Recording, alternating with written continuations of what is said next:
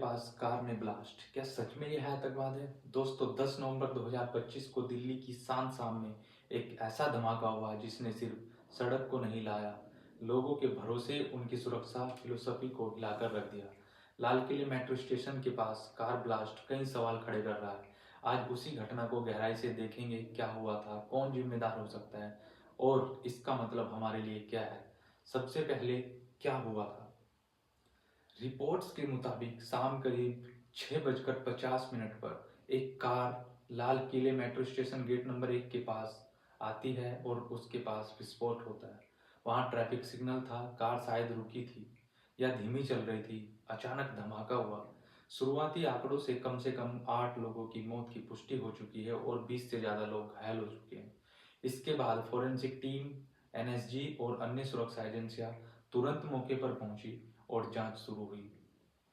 यह सिर्फ एक हादसा नहीं लगता, इसे आतंकी हमला माना जा रहा है। सुरक्षा एजेंसियों ने कहा है कि धमाका आतंकवाद की प्रकृति का लग रहा है, जो जैसे मोहम्मद से जुड़ा हो सकता है। एक जांच मॉड्यूल का नाम सामने आया है, ऑपरेशन D6। इसमें संभावित सू बॉम्बिंग योजना, डायरी और अन्य संदिग्ध सामग्री मिली है। सीसीटीवी फुटेज में यह साफ दिखाई दे रहा है कि कार विस्फोट के वक्त ट्रैफिक में थी, यानी यह प्लान हमला हो सकता है, न कि एक दुर्घटना। यह पहला धमाका नहीं, दिल्ली का इतिहास बताता है कि यह शहर आतंकवाद की चुनौतियों से कभी पूरी तरह सुरक्षित नहीं रहा। उदाहरण के तौर पर 1996 में लाजपत नगर में मार्केट में ब्लास्ट हुआ था। 2008 में इलेक्ट्रॉनिक मार्केट में धमाका हुआ, कई लोग घायल हुए थे।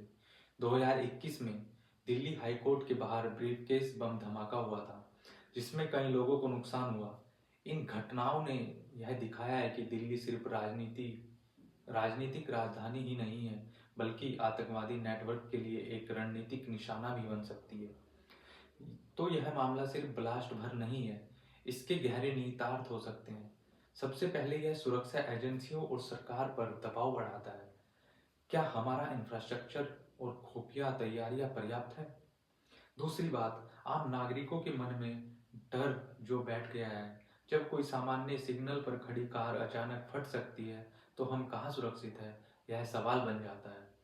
तीसरा, इस घटना की राजनीतिक और सामाजिक असर भी हो सकते हैं। यह आतंकवाद के बहस को फिर से ताज़ा कर सकता है और नीतिगत जवाबदेही मांगने का आधार बनेगा।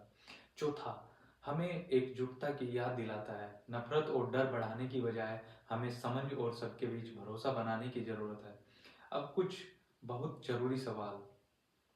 क्या ये हमला सिर्फ एक घटना है या किसी बड़े साजिश का हिस्सा है? अगर यह आतंकी हमला है तो कौन नेटवर्क इसके पीछे हो सकते हैं, घरेलू या अंतर्राष्ट्रीय? क्या हमारी सुरक्षा एजेंसियां इतनी मजबूत हैं कि हम भविष्य में ऐसे हमलों को रोक सकें? और सबसे महत्वपूर्ण, आम नागरिक के रूप में हमारी भूमिका क्या हो सकती है? सिर्फ डरना ही समाधान नहीं है, हमें सवाल पूछने होंगे, जवाब मांगने होंगे, एकजुट रहना होगा। दोस्तों, यह ब्लास्ट सिर्फ धमाका ही नहीं था, यह एक अलार्म है। एक अलार्म हमें बताता है कि हमारी सुरक्षा, हमारी चेतना और हमारी जिम्मेदारी पर हमें फिर से ध्यान देना होगा। हमें सिर्फ यही नहीं सोचना होगा कि क्या हो सकता था, बल्कि यह भी सोचना होगा कि क्या किया जाना चाहिए।